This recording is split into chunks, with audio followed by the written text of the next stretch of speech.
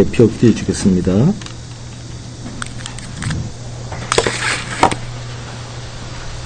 나를 눈동자 같이 지키시고 주의 날개에 그늘 아래에 감추사 내 앞에서 나를 입제하는 악인들과 나의 목숨을 노리는 원수들을 내게서 벗어나게 하소서. 아멘. 은혜로우신 하나님 아버지, 오늘도 주님의 복된 날을 우리에게 허락하시고 성도들이 함께 모여 하나님을 경배하고 찬양하게 하시니 참으로 감사합니다. 아멘. 우리가 마음과 정성을 다해 드리는 이 예배를 통하여 홀로 영광 받아 주시옵소서. 아멘. 주님, 지난 한 주간을 돌이켜볼 때 감사한 것뿐임을 고백합니다. 아멘. 우리의 생명을 연장하여 주시고 아멘. 가정과 일터를 주셔서 살아가게 하신 것을 감사드립니다. 아멘. 우리에게 일용할 양식을 주시고 편안한 잠자리를 주신 것을 감사드립니다. 아멘. 활동할 수 있도록 건강을 주시고 주님 앞에 나와 경배할 수 있는 믿음을 주신 것을 감사합니다. 아멘. 우리의 남은 삶을 계속 인도하여 주시고 아멘. 하늘나라 갈 때까지 이 믿음 끝까지 지키며 살아가게 하옵소서. 아멘. 주님, 저희가 부족하여 하나님의 말씀대로 살지 못한 것을 회개합니다. 아멘. 주님이 뜻대로 살지는 못하면서도 주님을 향해서는 육신의 정욕과 욕심을 따라 기도하는 어리석음을 용서하옵소서. 아멘. 그 옛날 광야의 이스라엘 백성들처럼 주신 복을 생각지 못하고 없는 것에 대한 불평과 불만을 살아 쏟아내며 사는 우리를 불쌍히 여겨 주시옵소서. 아멘.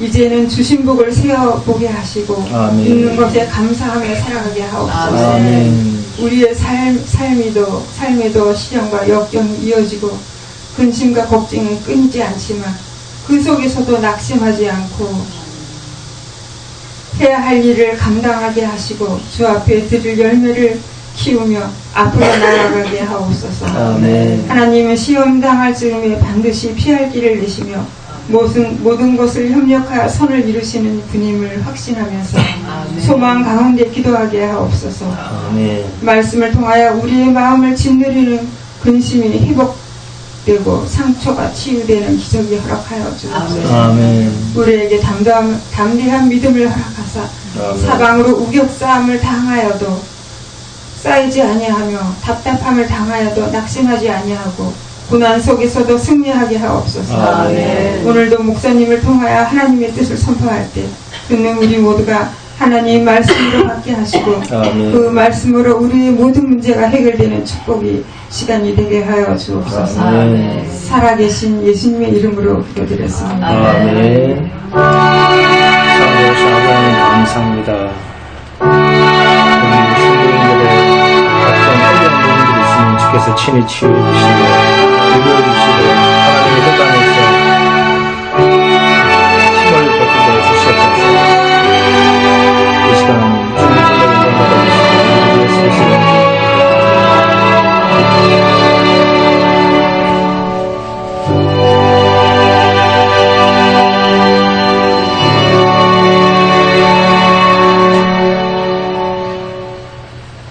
네, 반갑습니다. 서로 돌아오면서 인사하겠습니다. 반갑습니다. 네. 영어로 한번 반갑습니다. 갑자기 식구가 많이 늘었습니다. 맨 뒷자리가 부흥했어요. 우리 윤명현 권사님, 김민수 권사님, 좀 그 좌석 2개만 더 채우세요. 네. 네. 우리 안근자 선생님도 좌석 좀 채웠어요. 그 줄. 자기가 앉은 줄은 자기가 4줄 다 채우기. 네. 하여튼 반갑습니다. 영어로 인사했습니다. 네. 광고하겠습니다. 다음 주 대표기도는 윤명현 권사님입니다. 그리고 그 감기 잘 안 떨어지죠? 네. 이 기침이 떨어지면 제가 글루타치온 플러스 강력한 비타민 C를 제가 이렇게 수액으로 맞으니까 기침이 너무 좋아졌어요. 네. 참고로 팁 드립니다. 한번 해보세요. 뭐라고요? 글루타치온 플러스 강력한 비타민 C의 고함량. 그 맞으니까 실제로, 예? 그 10만 원 달라요? 병원 맞, 예? 10만 원 안 듭니다. 그거는 그거 강력하지 않은 거야. 제가 저 영양제 제일 좋은 거 8만짜리 맞아도 기침이 안 떨어지더라고요. 근데 이번에 그거 맞으니까 진짜 이게 확 줄어들더라고요. 일단 아닌데?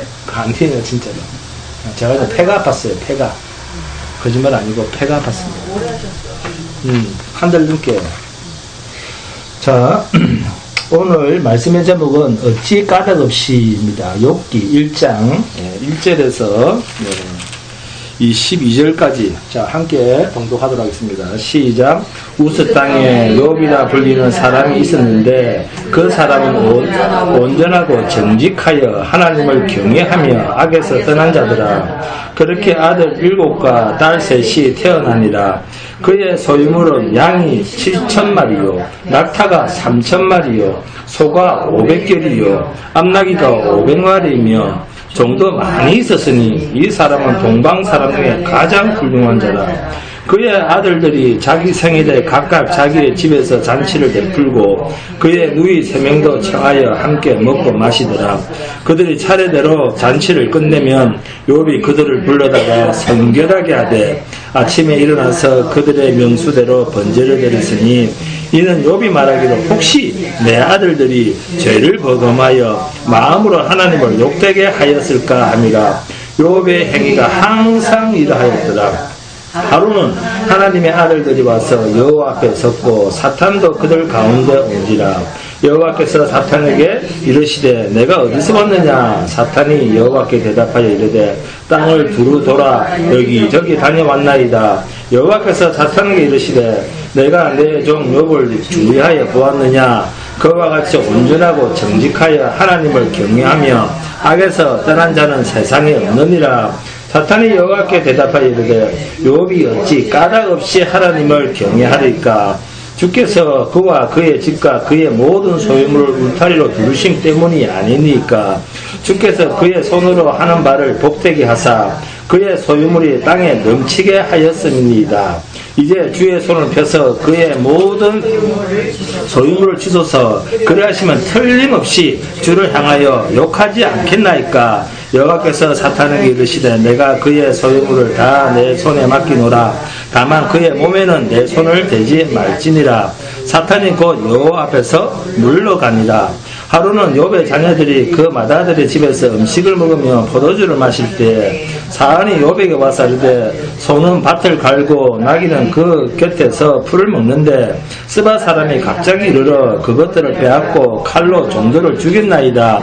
나만 홀로 피하였으므로 주인께 아뢰러 왔나이다. 그가 아직 말하는 동안에 또 한 사람이 와서 아뢰되 하나님의 불이 하늘에서 떨어져서 양과 종들을 살라버렸나이다. 나만 홀로 피하였으므로 주인께 아뢰러 왔나이다. 그가 아직 말하는 동안에 또 한 사람이 와서 아뢰되 갈대아 사람이 새 무리를 져 갑자기 낙타에게 달려들어 그것을 빼앗으며 칼로 종들을 죽였나이다. 나만 홀로 피하였으므로 주인께 아뢰러 왔나이다.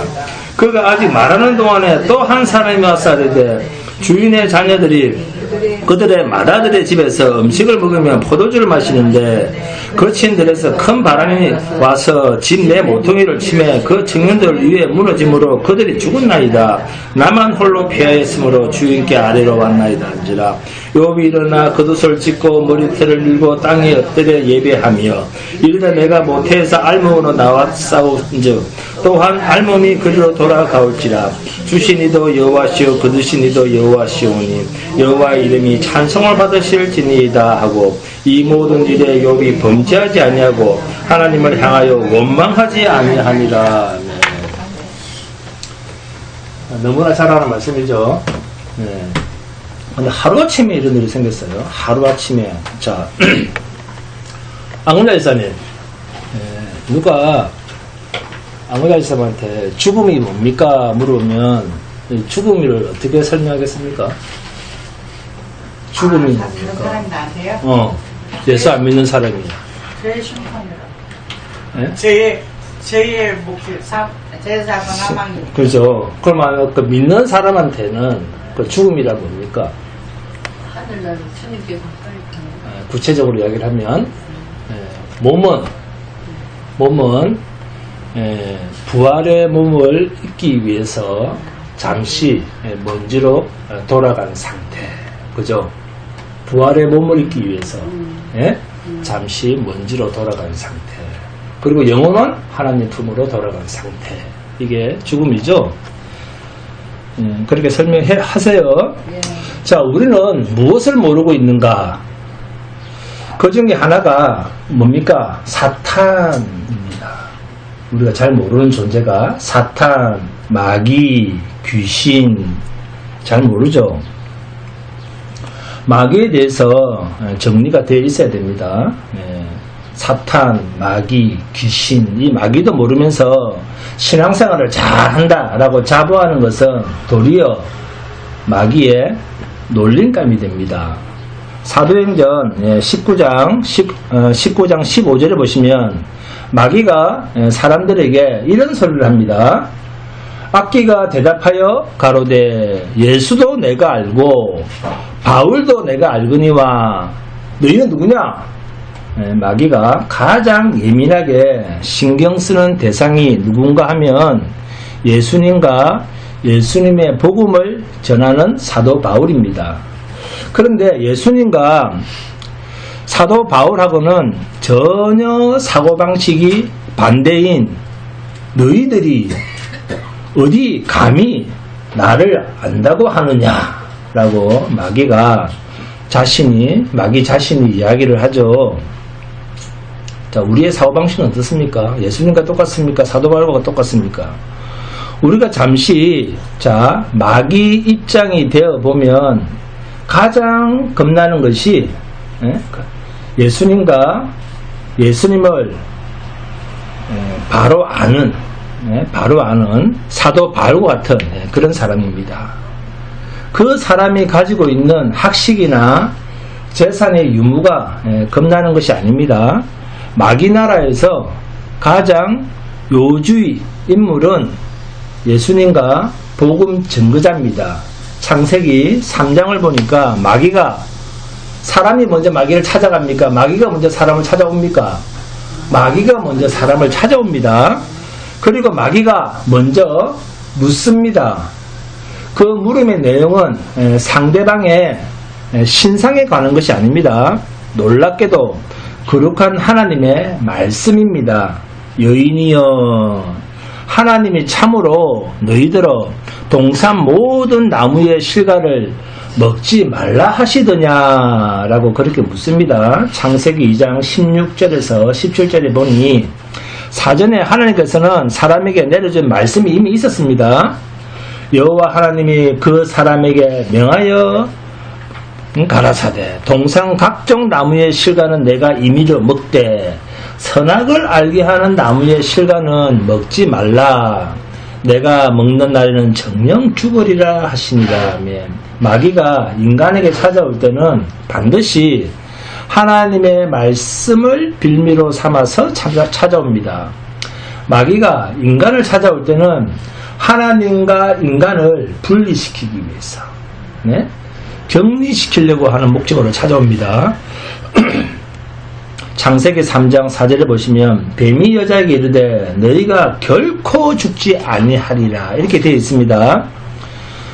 우리가 이때에 하와라고 하면 우리 조양기 자매님이 하와라고 하면 선악과를 따먹고 자기가 하나님이 된다는데 선악을 또 알게 된다는데 따먹고 싶습니까? 안 따먹고 싶습니까? 내가 따먹고 난 뒤에도 안 죽는다는 이 나의 희망과 나의 가능성 자체를 어떻게 본인이 내가 안 죽어 그리고 하나님인데 선악도 알게 돼 하는 먹을까 하는 그 욕망 그 욕망을 과연 나라면 이길 수가 있겠습니까? 그것도 선악을 알게 하는 나무의 열매를 먹으면 하나님이 되는 진정한 완벽한 인간 되기의 절정인데 말입니다. 자, 오늘날도 마찬가지입니다. 마귀의 무기는 이것입니다. 죽지 않는다. 희망을 가져라 그럽니다. 그런데 여러분, 선악을 알면서도 죽지 않을 분은 단 한 분밖에 없습니다. 누굽니까? 예수님입니다. 네? 예수님이 왜 선악을 안다면 그 사람은 죽는 존재입니다. 그 죽은 존재가 사는 유일한 방법은 부활의 첫 열매가 되시는 예수님을 믿는 믿음뿐입니다. 믿음입니다. 아멘. 로마서 14장 23절에 보시면 믿음으로 쫓아 하지 아니하는 모든 것이 뭐다? 죄니라 그랬습니다. 그렇게 말하고 있습니다. 창세기 때는 선과 악을 아는 것 그 자체가 죄였습니다. 그런데 우리는 이미 선과 악을 알아버렸습니다. 칼빈의 5대 교리로 말을 하면 우리는 이미 전적 타락, 100% 부패한 존재가 되었습니다. 우리가 이 문제를 어떻게 해결을 하면 좋겠습니까? 예수 십자가의 보혈의 피로 자신의 죄를 씻는 방법밖에는 영생을 얻을 길이 없습니다. 살 길이 없습니다. 진정 예수를 믿음으로 자신을 예수로 100% 채우는 것입니다. 100% 자기 부인이 필요합니다. 나랑 예수랑 바꾼다. 나는 예수로 거듭났다는 이 믿음이 필요합니다. 그래서 예수님께서는 믿음으로 하지 않는 것이 뭐다? 죄니라. 예수로 더딥지 않고 하는 모든 것은 죄입니다. 선이란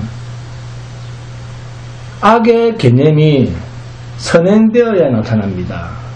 이것이 선일까? 라고 말할 때는 이미 머릿속에는 악은 이런 것이다 가 나름대로 들어가 있습니다. 네? 생각이 잡혀 있습니다. 선과 악은 대칭 구조로 되어 있습니다. 나는 선은 아는데 악은 몰라. 이런 말은 바보나는 소리입니다. 조직 폭력배도 의리가 있다 그러죠. 나름대로 의리가 있다. 무슨 말입니까? 선과 악을 구분한다 그 말입니다. 아무리 조직 폭력배라도. 그러나 그렇게 구분을 한들 무슨 소용이 있습니까? 결국에는 죄 때문에 다 지옥 가는데. 네? 악마가 보기에는 웃기는 의리입니다. 성도는 세상에서 잘 되나 못 되나 예수님만 의지하는 사람입니다. 어떤 경우든 자신과 바꾼 이 예수만 믿고 살기를 바랍니다. 여러분, 성경에서 성도가 환난을 벗어나고 고난과 의심과 시험을 벗어나는 그런 이야기는 성경에는 없습니다. 전체적인 이 욥의 이야기도 그렇습니다. 욥기 1장을 잘 읽어보시기 바랍니다. 욥기 1장에서 하는 이야기는 대략 이렇습니다. 지금부터 일어나는 모든 일들과 나는 사실 아무 상관도 없었고 또한 그런 일이 일어날 하등의 이유가 나에게는 없었다. 자, 이 이야기를 합니다. 욥기서의 시작이 이렇습니다. 욥은 하나님으로부터 고난과 형벌을 받을 만한 아무런 이유가 있었다 없었다? 없었던 사람이었습니다. 자, 그렇게 이야기가 출발이 되고 있었죠. 그래서 이 이후에 등장하는 고난, 이 고난들은 욥에게 원인이 있거나 책임이 있거나 이유가 있다고 말할 수 있는 것이 아니다 하는 것을 욥기서 1장에서 이미 서술하고 있습니다. 그러나 그런 상황에서 욥기 후반부로 가면 그러한 억울한 상황에서도 믿음을 잃지 않고 욥이 잘 견디고 믿음을 잘 지켰지만 결국에는 뭔가 놓친 것이 있었다 하는 이 지적을 말하는 것이 욥기서의 초점입니다. 그리고 또 하나 중요한 결론이 있는데 욥기서 끝장인 42장에 나옵니다. 그 마지막 장에서 이 고난의 결과로 욥이 하나님으로부터 예전의 복보다 몇 배? 2배의 복을 받았다 하는 욕심도 많다. 누구야? 인간의 욕심은 끝이 없습니다. 2배로도 부족하다는 거죠. 받았다 하는 결론으로 욥기서가 끝이 납니다. 욥기서는 처음 서두부터 욥이 무엇을 잘못했는지에 대한 이야기는 있었습니까? 없었습니까? 전혀 없었습니다. 단지 이유 없는 고난, 이겁니다. 이유 없는 고난을 당하고 있던 욥의 항변에 어느 날 하나님이 나타나셔서 이렇게 말씀하십니다. 모든 창조 세계를 욥에게 보여주시죠. 그러면서 너는 저 창조물과는 다르다. 내가 너에게 보여주는 이 모든 것들과 너는 완전히 다르다. 그럼 뭐냐? 너는 하나님 옆에 있어야 할 자다. 그 말이에요. 네? 너는 내 옆에 있는 자다. 내 보좌 옆에 앉아야 할 자다. 하는 것입니다. 이렇게 시작하는 욥기서의 이야기가 대략 이렇습니다. 하늘에서 회의를 하는데 천상의 회의죠. 천상의 회의 중에 사탄이 느닷없이 들어옵니다. 갑자기 사탄이 들어오니 하나님이 뭐라고 묻습니까? 너는 왜 그렇게 바쁘게 싸돌아다니냐 그러죠. 네? 너는 왜 그렇게 바쁘게 돌아다니냐. 자, 우리말로 의역을 하면 그런 말입니다. 그런데 그 하나님의 질문이 무슨 뜻일까요? 너는 왜 그렇게 나의 통치에 만족하고 순종하고 나의 통치를 누리지 못하고 그렇게 발벗고 나서서 온 동네방네 휘젓고 싸돌아다니느냐 그 말입니다. 그러면서 사탄아 그렇게 살지 말고 뭘 봐라? 좀 욥 좀 봐봐라 그러죠. 예? 욥을 봐라 그럽니다. 그러니까 사탄이 뭐라고 합니까? 욥이 까닭도 없이 하나님 앞에서 잘하겠습니까? 하나님은 뭐 해주니까? 잘해주시니까 잘하죠. 우리도 이렇죠. 하나님 1억만 벌게 해주시면 제가 1000만원 집을 사겠습니다. 다 이런 거 똑같은 거예요. 하나님이 잘해주셔야지 나도 잘할 겁니다. 그거예요. 네. 하나님이 잘해주시니까 잘하죠. 이 말은 결국 너 왜 그 꼴로 사냐 하는 하나님의 질책에 대해서 제가 괜히 그러겠습니까? 이러죠. 제가 괜히 그러겠습니까? 하나님이 제 마음에 안 들게 하시니까 제가 그렇게 살죠. 그죠? 네, 이 말과 같습니다. 그러니까 지금의 대화는 마귀가 욥하고 싸우고 있는 것이 아니라 사탄과 하나님 사이에 어떤 논쟁이 시발이 되었습니다. 너는 왜 그 모양 그 꼴이냐?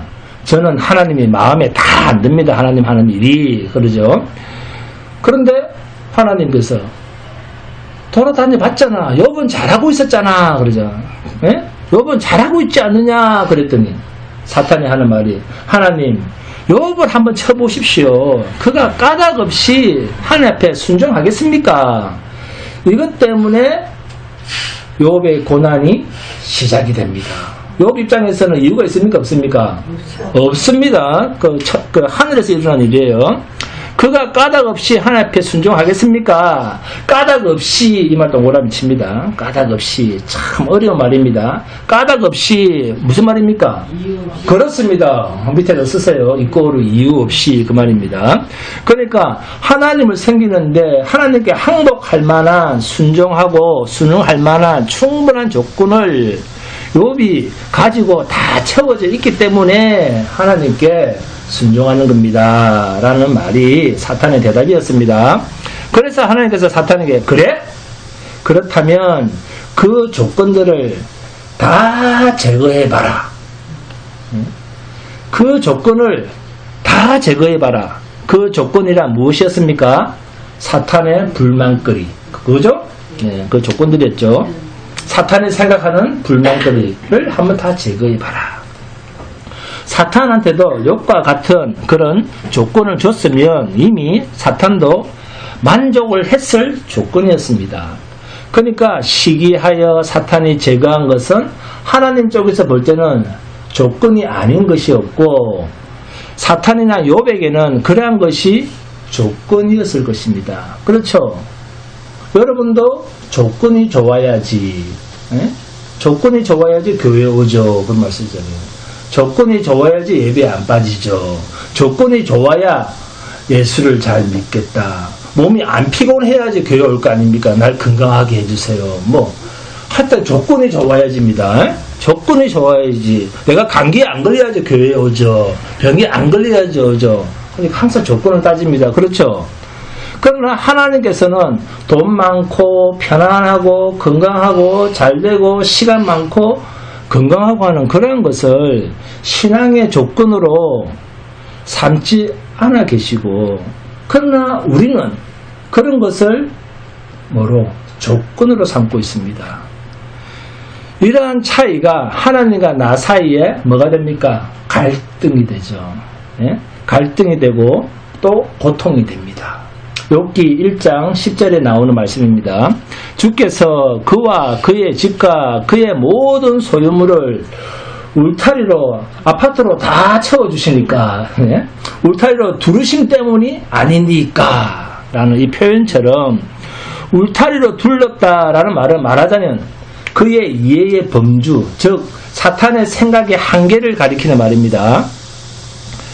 사탄이 하나님께 참소하는 것은 하나님께서 많은 재물과 행복으로 욥에게 울타리를 치셨기 때문입니다. 그죠? 그래서 그가 하나님을 잘 섬기는 겁니다. 라는 그의 신앙에 대한 이해의 범주입니다. 하나님께서 욥의 욕심을 채워주셨기 때문입니다. 라고 고발을 합니다. 그러니까 내가 원하는 것은 하나님이 다 들어주셨다는 거죠. 사탄이 하나님 앞에서 저는 저도 그렇게 해주세요. 했는지는 모르겠지만, 저는 하나님이 그 울타리를 만족시키지 못하셨습니다. 그래서 내가 싸돌아 다니는 거예요. 그 말이죠? 만족시키지 못하셨습니다. 와 같은 말입니다. 욥은 어느 날 갑자기 어떻게 됐습니까? 읽어보니까 폭삭 망했죠. 듣고 있는데 또 들어오고 더 들어오면 계속 망했다는 이야기만 들어오기 시작합니다. 그리고 자식들이 죽고 또 자신은 병이 듭니다. 그럼에도 불구하고 욥은 원인 모를 환난과 불평 속에서도 진정한 자신의 신앙의 이해 범주를 넘어서서 하나님의 통치의 깊이를 깨우치는 과정으로 그 환난이 사용되어지고 있습니다. 욥과 같은 이러한 까닭없는 환난과 원인 모를 어려움, 내가 아무리 열심히 살아도 내 마음대로 되지 않는 인생살이, 그러한 모든 것이, 아니 인생이 나 본인의 욕심을 채우지 못한 서러움과, 이 서러움이 닥치면 엄청나게 울죠. 서러움과 불평에 불과하다면 그 사람은 이미 욥을 참소하고 있는 사탄과 같습니다. 그죠? 사탄의 입장과 같죠. 그러나 하나님의 백성인 우리 성도들에게 있어서는 욥과 같은 이러한 일들은 선택의 여지가 없는 신앙의 한 과정에 불과합니다. 그래서 예수를 믿을 때는 뭐가 있어야 됩니까? 각오가 있어야 됩니다. 어머니, 서영민 권사님 어머니 각오를 하셔야 됩니다. 각오도 함께 해야 되는 것입니다. 아멘. 로마서 5장을 보겠습니다. 신약 425페이지 로마서 5장 1절에서 4절 함께 봉독합니다.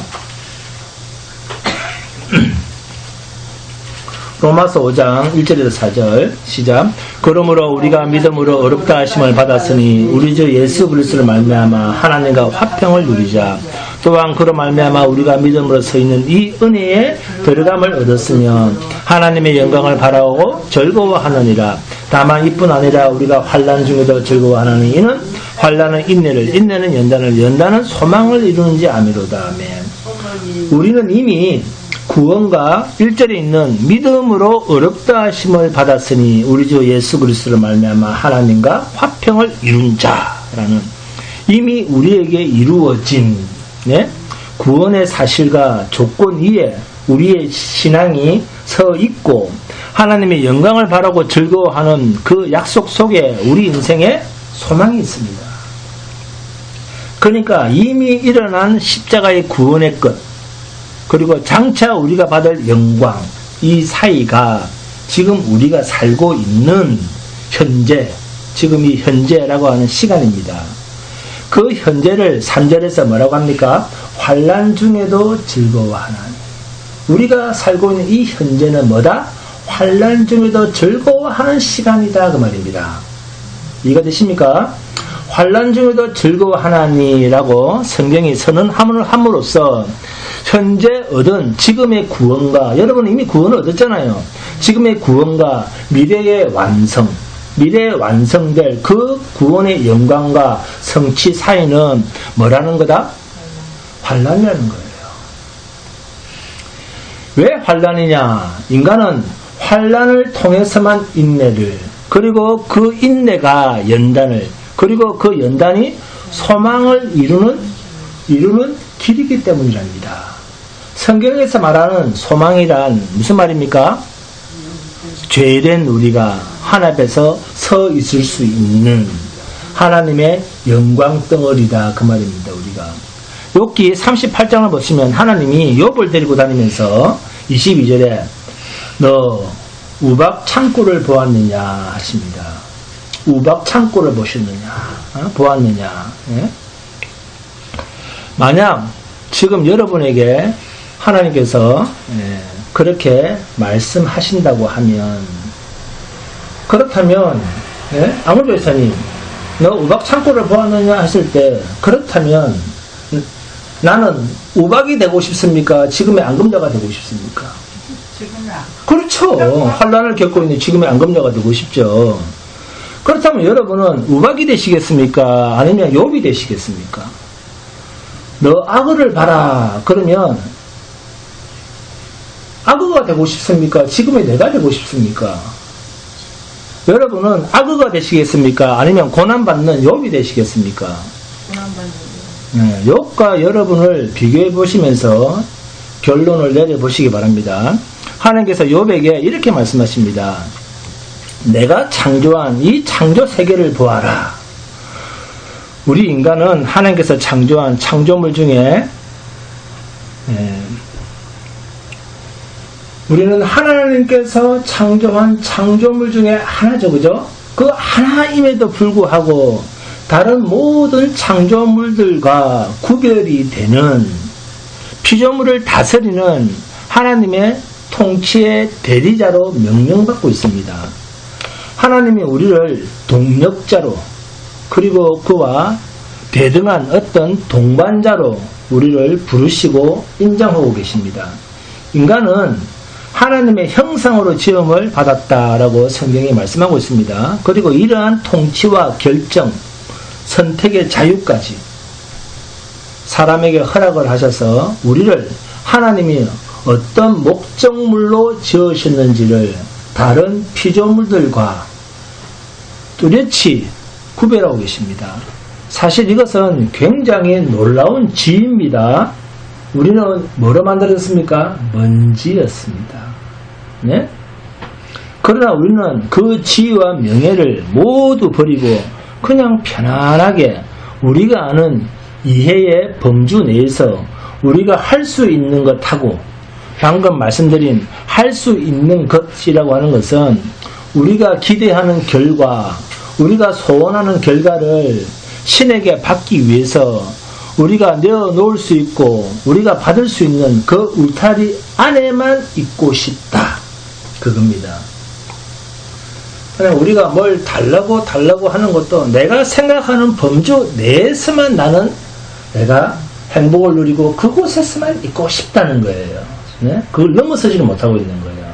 네? 하나님의 나라까지 우리의 생각과 마음이 들어가지를 못하는 거예요. 네? 내 생각을 초월하지 못하는 거죠. 네? 그러니까 사탄이 하나님 앞에 와서 사탄 자신의 불만, 네? 자신이 하나님을 배반하고 거역함에 대한 핑계와 이유로 하나님으로는 만족할 수가 없고 그래서 하나님의 통치에 순종할 수도 없다라는 자신의 대답을 이 욥에 빗대서 사탄이 참수하고 있는 것입니다. 그래서 하나님이 욥을 걸어서 이제 욥을 걸어서 욥의 인생을 건 겁니다. 하늘에서 욥의 인생 속에서 자 사탄의 말이 맞는가 하나님의 말이 맞는가를 사실은 증명하기 위해서 그 실험 대상으로 이 욥이 인생이 사용되고 있는 거예요. 자, 내기가 시작이 된 것입니다. 그러다 보니까 가만히 아들, 딸하고 잘 살고 있던, 하나님을 잘 섬기고 살고 있던 욥이나 우리는 약간 억울할 수가 있습니다. 그렇죠? 우리가 잘못하면 누가 이깁니까? 사탄이 이기고, 우리가 잘하면 하나님이 이기는 그런 싸움에 욥이 걸려서 고생을 하는데, 사탄이 우리를 걸어서 자신의 잘못된 짐을 들려고, 핑계를 대려고 우리를 끌어들인 것과는 다르게 하나님께서는 자신의 당신님의 하나님 되심을 욥이라고 하는 한 인간의 한계, 이 한계와 인간의 변덕스러움과 연약함에도 하나님께서는 내기를 걸더라라는 거예요. 여러분 같으면 내기를 걸 수 있겠습니까? 심심하면 마음이 흥 하고 삐지는데 그런 사람한테 하나님의 전능하심이, 하나님의 그 권위가 사탄한테 내기를 걸겠어요? 그럼에도 불구하고 하나님은 걸더라는 겁니다. 내기를. 자, 본문으로 말하자면 이유 없이는 안 한다. 그죠? 사탄은 그렇죠. 이유 없이는 안 한다 라는 이 사탄의 도전과 욥의 재난을 허락하시는 하나님이 가진 그 하나님의 이해의 범주. 우리가 이렇게 이제 이 땅에서만 생각이 자꾸 머물 것이 아니라 하나님의 이해의 범주 속으로 들어가야 됩니다. 이 하나님의 이해의 범주가 우리의 이해의 범주와는 얼마나 어떻게 다른가 하는 이것이 욥기서에서 여실하게 드러나고 있습니다. 우리가 제일 깨기 싫어하는 이해의 범주 속에 하나님이 당신님을 우리에게 이해시키기 위해서, 하나님이 우리를 이해시키기 위해서 고집불통인 우리 인간의 이해의 범주를 깨물어서 당사자인 욥은 이유 없는 고난을 당하지만, 그러나 그 고난 속에서 자신이 가진 이해의 범주가 깨어지고, 그리고 그 길은 하나님의 범주 속에, 하나님의 범주에 들어올 수 있는 유일한 길이 고난이었다는 겁니다. 하나님께서는 그 길을 열기로 작정하신 것입니다. 즉, 우리를 통하여 하나님의 범주를 드러내고, 또한 그렇게 되기 위해서는 우리를 항복시키기 위해서 그 아들을 보내시는 그 아픔으로 우리에게 고난을 주시는 것입니다. 그래서 고난은 사실 우리의 고난이 아니라 사실은 누구의 고난이다? 하나님의 고난입니다. 내 고통이 아니라 그것을 지켜보시는 하나님의 아픔입니다. 그 아들을 보내시고 예수께서 나의 하나님 어찌하여 나를 버리시나이까 라고 십자가에 매달려서 예수님이 울부짖으셨을 때, 우리도 울부짖으면서 기도할 때가 있잖아요. 그렇게 울부짖었을 때 그때 하나님은 뭐하고 계셨습니까? 서희미 권사님, 그때 하나님 뭐하고 계셨습니까? 하나님, 나의 하나님 어찌하여 나를 버리셨나이까 했을 때 하나님은 뭐하고 계셨어요? 씩 하고 웃고 계셨어요? 아니죠. 그것을 지켜보고 계셔야만 했던 그 아버지의 슬픔, 그 아프심이 온 하늘이 어두워지는 하나님의 통증으로 드러나지 않습니까? 그래서 바위가 막 터져버리잖아요. 하나님의 마음이 터져버리지 않습니까? 그가 숨을 거두실 때는 땅이 진동하고 바위가 터졌습니다. 하나님의 마음이 터져버렸다는 겁니다. 아파서. 예? 바위와 같은 하나님의 가슴이 슬픔으로 터져버렸습니다. 아들 때문에. 아버지가 웁니다. 네? 바로 그와 똑같은 마음. 그 아들을 보내신 하나님이 같은 그 마음으로 욥에게 고난을 요구하고 계시다는 겁니다. 네? 그렇다면 이것은 욥의 고난이 아니고 하나님 아버지의 고난입니다. 자, 여러분의 환난이 아니라 하나님의 환난이다. 그렇게 역으로 한번 생각을 해보세요. 하나님의 고난이다. 그 말입니다. 이해하십니까? 그리하여 우리의 이 까닭 없음 그리고 이유 없음을 우리가 깨우치는 겁니다. 욥기 1장 이후에 나오는 이야기를 보세요. 모두 다 한결같이 욥의 재난을 이야기하고 있죠. 그 하인들이 와서 욥의 재난을 고하고 전하는 그 종들의 보고가 다 무엇입니까? 앞에 갑자기 그러지 않습니까? 갑자기 이런 일을 당했다는 겁니다. 갑자기 무슨 말입니까? 다른 말 바꾸면 네? 그렇습니다. 이유 없이입니다. 이유 없이. 네? 왜 이유가 없죠? 네? 왜 이유가 없습니까? 우리가 아는 이해의 범주를 벗어난 그 말이잖아요. 우리가 아는 이해의 범주를 벗어난 일이 벌어졌습니다. 그 뜻 아닙니까? 우리로서는 어떠한 결과가 일어나려면 그에 합당한 이유가 있어야 됩니다. 그런데 이유 없이입니다. 까닭 없이. 이유 없이 갑자기 왜죠?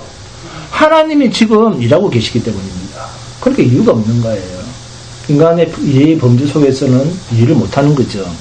사탄이 일을 하고 있는 것이 아니라 하나님이 일하고 계시기 때문입니다.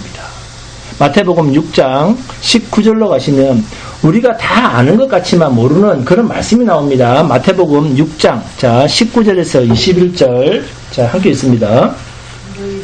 자 그렇습니다. 너희를 위하여 보물을 땅에 쌓아두지 말라. 거기는 종과 동록이 해하여 도둑이 구멍을 뚫고 도둑질하느니라. 오직 너희를 위하여 보물을 하늘에 쌓아두라. 거기는 좀이나 동록이 해하지 못하며 도둑이 구멍을 뚫지도 못하고 도둑질도 못하느니라. 내 보물 있는 그곳에는 내 마음도 있느니라. 아멘. 보물을 땅에 묻어두지 말라는 말씀은 우리 인간의 이해의 범주 내에 있는 그 보물을 이야기를 합니다. 그렇죠? 땅에 쌓아놓고 은행에 맡기고 하는 그런 것이 보통 우리가 알고 있는 보물입니다. 그런데 성경은 내 보물을 하늘에 쌓아두라. 무슨 말이죠? 하나님의 범주에 속하는 그 보물을 이야기합니다. 인간의 생각에 속하는 보물 이야기 아니에요. 인간의 이해 속에 있는 보물이 아닙니다. 하나님의 범주에 속하고 있는 보물, 요겁니다. 그러니까 땅에 쌓아 놓는 건 도둑이 도둑질하고 또 그게 녹이 슬기도 하는 것이나 그것은 하늘의 보물과 비교를 하면 하찮은 것이다. 그 말입니다.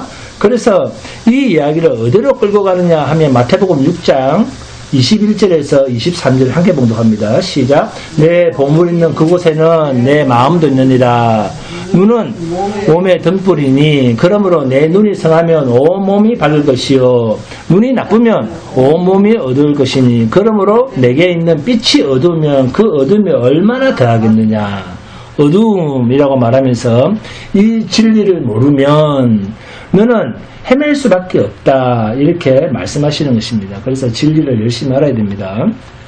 즉 허망한 일에 소진되는 그런 인생을 살 수밖에 없다는 거예요. 그래서 24절에 한 사람이 두 주인을 섬기지 못할 것이니 혹 이를 미워하고 저를 사랑하거나 혹 이걸 중히 여기고 저를 경히 여김이라. 너희가 하나님과 재물을 겸하여 섬기지 못하느니라. 즉 이 말씀은 너의 이해의 범주와 하나님의 이해의 범주를 섞어서 사용할 수가 없다. 그 말입니다. 네가 하나님을 초월자라고는 이해하고 있지만 그럼에도 하나님의 목적에는 순종하지 않고 하나님을 요술 방망이로만 하나님을 요구하면 너는 결국 하나님을 섬기는 것이 아니다 라는 말과 같은 말입니다. 여기서는 하나님의 뜻과 사람의 뜻이 서로 다름에 대한 문제죠. 그리고 진정한 가치와 영원한 것이 무엇이냐, 그리고 누가 주인이냐 하는 것의 문제입니다. 이것을 깨닫기 위해서는 자기 것을 고집하는 그 고집을 놓지 않는 한, 깨지지 않는 한 그 큰 영원한 가치의 길로 나아갈 수가 없다라는 거예요. 그 진리의 길로 나아가는 것, 그것을 사람들은 진리의 길로 나아가는 것, 그걸 뭐라 그런다고요? 고통이다, 재난이다, 네? 환난이다, 이렇게 말을 하는 겁니다. 그러니까 싫죠. 싫으니까 어떻게 합니까? 새벽에 나와서 기도합니다. 없애달라고. 네? 우리는 우리의 이해의 범주를 벗어나는 것을 두려워합니다.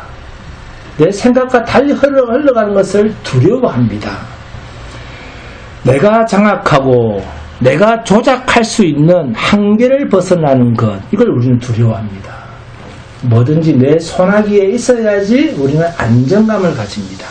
그런데 그것이 깨어질 때, 나의 손아귀에서 벗어날 때, 내가 할 수가 없을 때, 내가 어찌할 수 없을 때, 우리는 그것을 뭐라고 부른다? 재앙이다, 이렇게 부른다는 거예요. 이것이 욕기입니다. 욕기서입니다. 마태복음 6장 25절입니다. 그러므로 내가 너희에게 이르노니 목숨을 위하여 무엇을 먹을까, 무엇을 마실까, 몸을 위하여 무엇을 입을까 염려하지 말라. 목숨이 음식보다 중하지 아니하며 몸이 의복보다 중하지 아니하니. 아멘. 이게 맞는 말입니까? 틀린 말입니까? 자, 의복을 사기 위해서 죽을 사람이 있다 없다? 없습니다.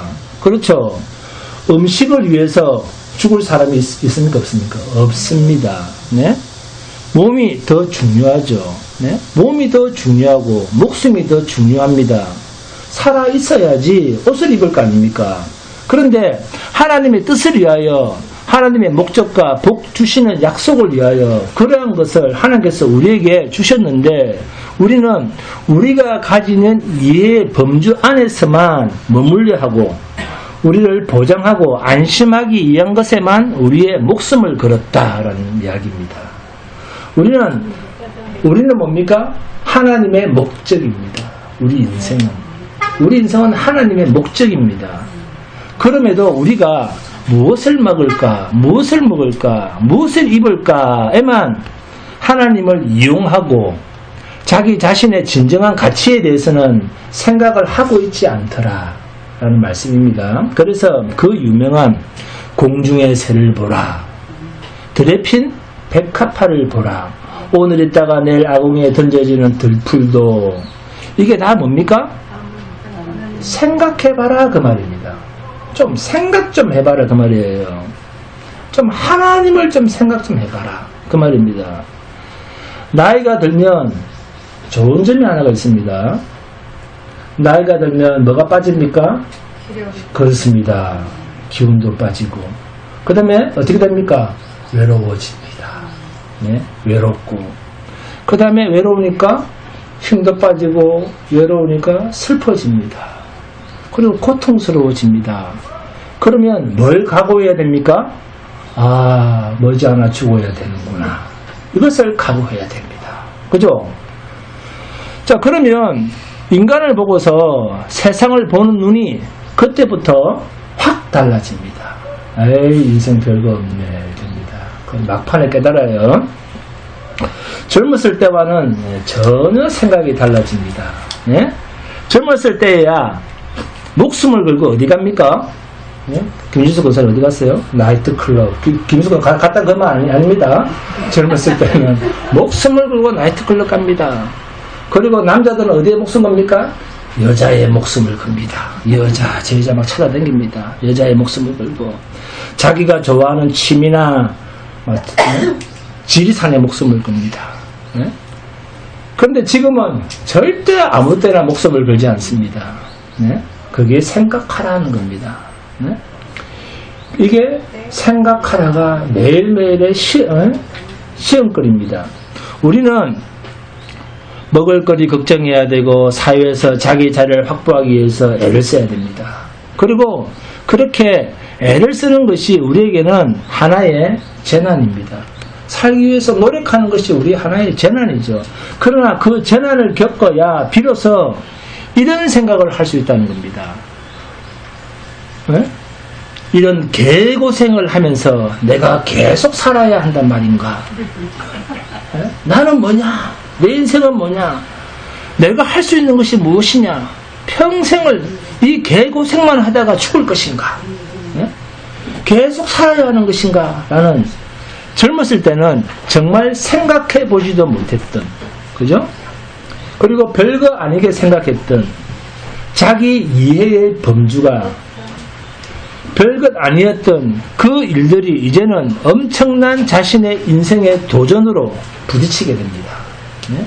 나는 누구인가? 내가 이 세상에 왜 왔단 말인가? 내 인생의 결국은 어떻게 될까? 그게 뭘까? 그것은 내가 없어지는 방법 외에는 없어. 네? 나라는 존재가 가지는 그 이해의 범주 속에서 자기의 가치를 확인하고 유지할 방법과 내용과 능력이 우리에게는 없기 때문에 부정의 극단으로 빠지게 됩니다. 그게 뭡니까? 부정의 극단. 자기 이해의 범주를 벗어나니까 자살을 생각하든지 아니면 무념무상 그럽니다. 무념무상. 동그라미 불교에서 주로 하는 말이죠. 무념무상. 그러면서 자신을 그냥 비워버리는 거예요. 그건 무책임한 겁니다. 예? 이유 없이 그냥 자기를 비워요. 예? 그 결과 뭐라는 것으로? 무소유라는 것으로. 예? 죄로부터 도망가 버리는 겁니다. 아예 안 가지면 죄를 안 짓지 않을까. 예? 그러면 죄를 짓지 않을 것 같으니까. 그런데 여러분, 네? 가지지 않는 것이 적극적인 선입니까? 자신이 가진 것을 제대로 쓰는 능력으로는 답을 내리지 못하고 내가 뭘 가지고 있으면 그걸 제대로 쓰면 되잖아요. 근데 죄를 안 짓겠다고 안 가지겠다는 거예요. 그건 회피죠.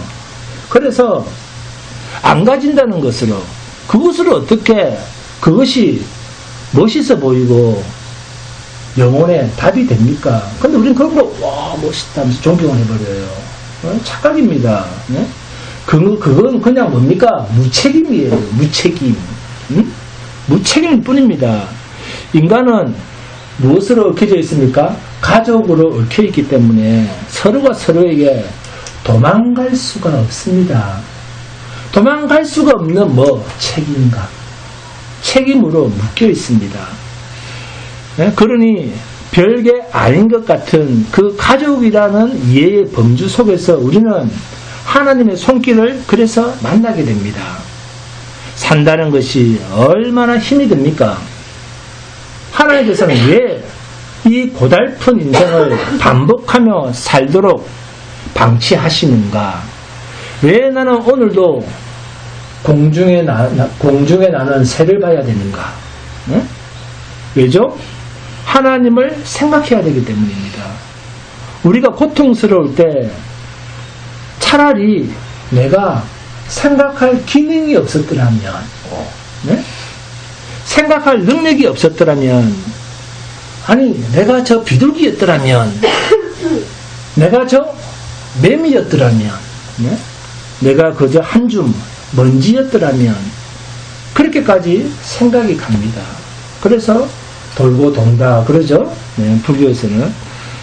그러나 그게 뭐죠? 늘 하나님은 너를 나는 그렇게는 만들지 않았다. 하나님 뜻이라는 거예요. 네? 이게 하나님의 흔드심입니다. 우리를 자꾸 흔드는 거예요. 네? 흔드심. 하나님 우리를 생각하기 위해서 흔드심. 이걸 다른 말로 바꾸면 우리는 환란 이렇게 바꿀 수 있는 거예요. 아시겠습니까? 우리 모두는 거기에 불러와 있는 거예요. 교회만 이런 도전 앞에 서 있는 것이 아닙니다. 여러분의 매일의 삶 속에서 하나님이 여러분의 심령을 깨우고 계십니다. 일어나라. 그리고 답을 하라. 너 아직도 내 생각과 너의 확인 속에 숨어서 내가 너를 만든 뜻을 외면하고 그렇게 살래? 그러나 너는 내 손에서 도망갈 수가 없어. 응? 이것이 우리의 현실입니다. 욥은 우리 중에 특별한 사람이 아니라 우리의 이야기를 하고 있는 거예요. 내 이야기를 하고 있는 겁니다. 욥 이야기는. 놀랍죠? 그래서 신앙생활이란 전도, 기도, 예? 성경 보기로 끝나는 게 아닙니다. 예? 그렇다고 그게 나쁘다는 것이 아니라 그걸로는 우리의 현실을 도망갈 수가 없다 그 말입니다. 그러한 고민과 그에 대한 깊은 답을 위해서 자신을 깨고 하나님의 통치에 자신을 위임하면서 영혼의 인내를 구하고 붙잡아 달라고 기도하셔야 됩니다. 환난이라고 하는 도전에 직면한 자로서의 갈등과 고뇌를 외면하지 마시기 바랍니다. 교회가 여러분에게 무엇을 해줘야 되는 것도 중요하겠지만 그것보다도 우리 각 개인이 하나님 앞에서 자신을 이해하고 인간과 인생을 이해하는 틀을 신앙적으로 확보하셔야 됩니다. 하나님 앞에 후회 없이 정말 이 하루하루 정말 열심히 사십시오. 그러면서 고민하십시오. 저처럼 울부짖으시고 주님 어떡하란 말입니까? 전도도 안 하는데 그러면서 네? 다행히 이 내용은 욥기서 한참 뒤에 나옵니다. 여러분들이 그런 말을 하는 것은 여러분의 잘못이 아닙니다. 단지 그것 또한 신앙 성숙에 필요한 과정입니다. 그러나 그러한 깊이에 들어와 봐야지 환난은 인내는 연단을 알게 됩니다. 지금 여러분의 신앙은 어디쯤 와 있을 것 같습니까? 환난에 있습니까? 인내에 있습니까? 아니면 연단에 있습니까?